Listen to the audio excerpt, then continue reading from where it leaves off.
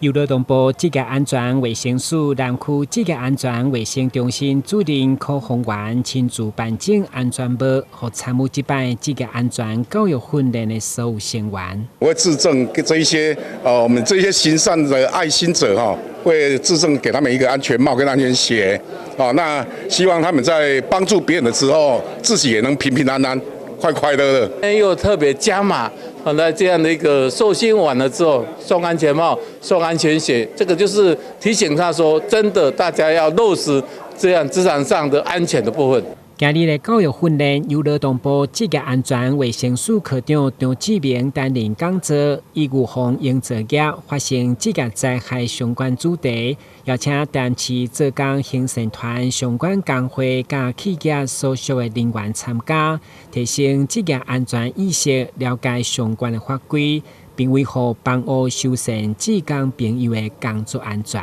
伊安全拢讲足受地。防护罩、安全帽，个安全鞋，所以讲这我们诚感谢咱劳工局因的付出，互咱这4工除了做修缮会当安尼安心来做工课安尼。今日的课程结束以后，经过线顶测验合格，就发予台湾职安卡。未来进入应做工地作业，就无需要搁再重复接受同款的训练。该卡有有效期间3天，恢复以后会当搁再延长。台湾新闻管制采访报道。